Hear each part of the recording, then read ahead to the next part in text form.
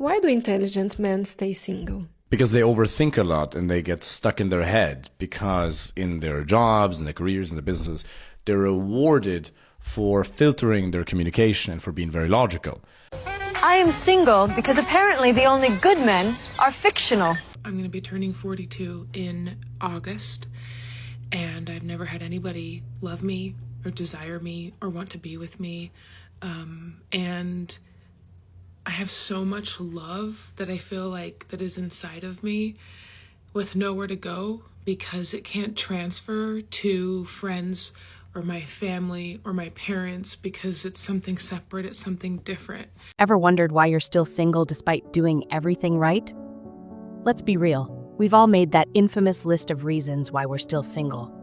Maybe you're too busy hustling at work, or perhaps your standards are so high. Or maybe you just think you're the unluckiest person in the dating game. But here's the truth. This list, it's like a bad breakup playlist on repeat. Instead of helping you, it keeps you stuck in a loop of self-doubt and stagnation, often fueled by low self-esteem and unrealistic expectations.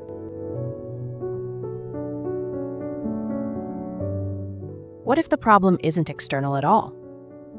What if it's something deeper? Spoiler alert, it might just be the fear of intimacy.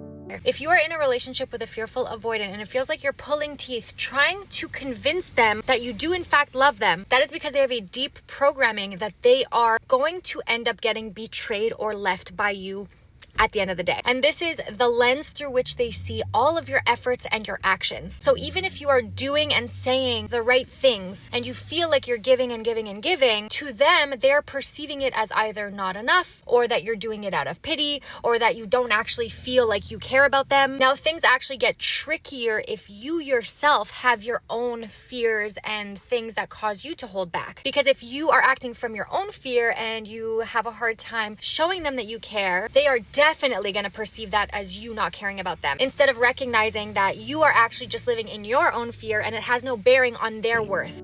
Have you ever had someone show they care about you and it left you feeling completely stunned or unsure of how to react?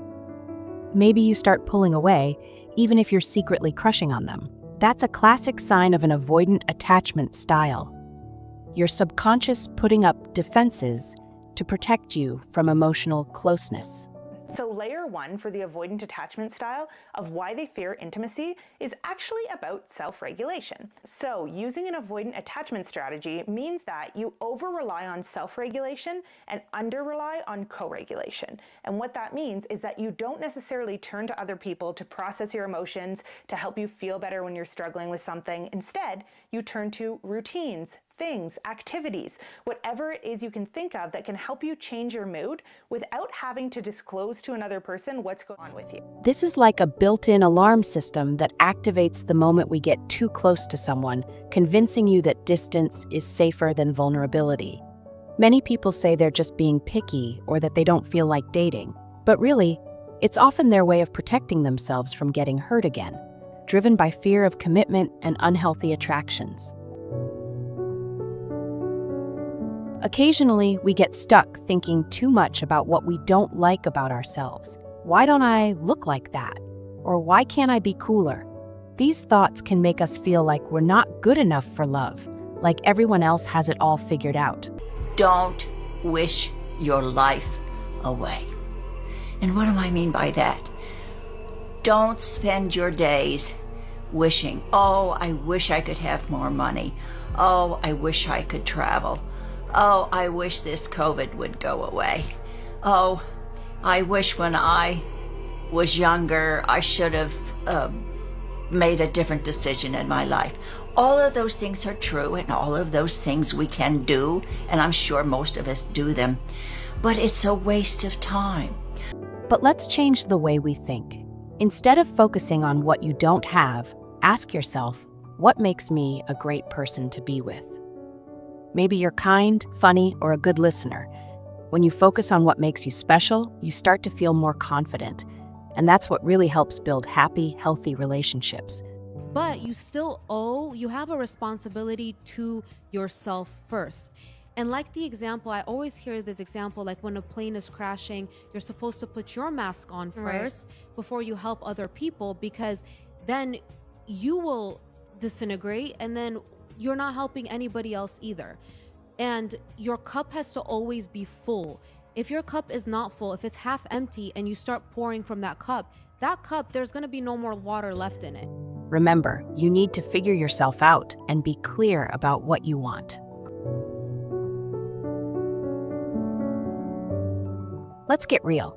Not all relationships are created equal. Seeing your friends post picture-perfect couple moments doesn't mean their relationships are actually fulfilling. Many people stay in relationships out of fear of being alone rather than genuine compatibility. Anything that reminds you that real love is quiet and steady, you reject it. Because being picked by someone you had to earn, especially someone emotionally unavailable, chaotic, hard to impress, that feels like redemption. That feels like healing. It's not. It's just another performance. You know what? Let's rewind, because this didn't start with romance. This started long before. Maybe it was a parent whose love you had to earn. Which often leads to dissatisfaction and emotional turmoil. Being in a relationship doesn't automatically guarantee happiness. The real treasure is becoming the best version of yourself so that when the right person comes along, you're not seeking completion. You're looking to share your already fulfilled life with them. Ever had someone ask, "Why are you still single?" Or "When are you going to settle down?" Don't try to fix your loneliness or the fact that you would really like to meet someone. That's a part of being human. There are going to be times where you feel lonely. There are going to be times where you ache because you'd really like to have someone in this life. The thing that turns that pain into unbearable pain is the relationship you have with your loneliness, the relationship you have with being single. It's like being handed a ticking time bomb of stress. But here's the truth. There's no universal timeline for love. Because you just want to get out of pain. So you have to get yourself to a place where you're happy enough without someone. You don't have to be blissfully happy, but happy enough that you can always say no to the wrong thing, because you will find the right person faster if you can say no to the wrong people quicker. Just because your peers are getting engaged or married doesn't mean you have to follow the same path. Love isn't a race, it's a journey, one that unfolds uniquely for each person. Rushing into relationships to meet societal expectations often leads to regrettable choices. Instead, focus on what truly fulfills you and build a life that aligns with your personal aspirations. If you're not prioritizing dating or taking care of yourself, it's difficult to attract the right person. Instead of worrying about being single, focus on growing as a person.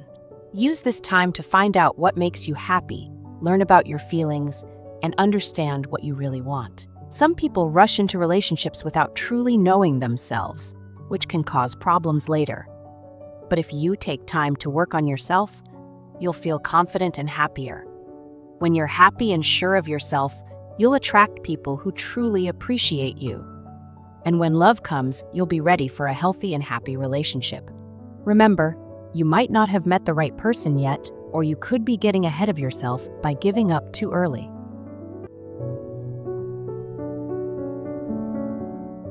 Let's touch on a hot button issue, the impact of MGTOW, men going their own way, and feminism on modern dating dynamics. She gets up and she says, "Patrick, this is very hard for me to say this. And let me tell you why it's very hard." I said, "What's that?" She says, "Ever since in high school, I wanted to prove to men that I can beat them. So when I graduated high school and college, I opened up my salon. We do very well. I've made millions of dollars. My people and my work that work at the salon, they do very well for themselves. I drive a nice car. I have a nice house. I have money. I have millions. I don't worry about any of that stuff. You know what decision I made last night?" I said, "What's that?" She says, "I want a husband. I no longer want to compete with men. I need them."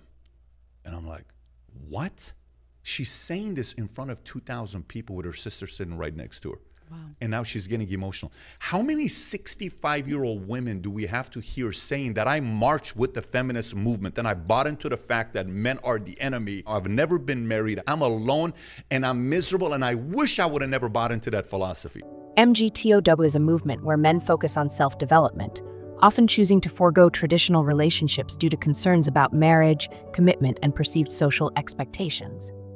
Many MGTO advocates argue that conventional dating no longer benefits men and instead choose independence over societal norms. On the other side, feminism emphasizes gender equality and encourages women to prioritize independence over traditional relationship roles.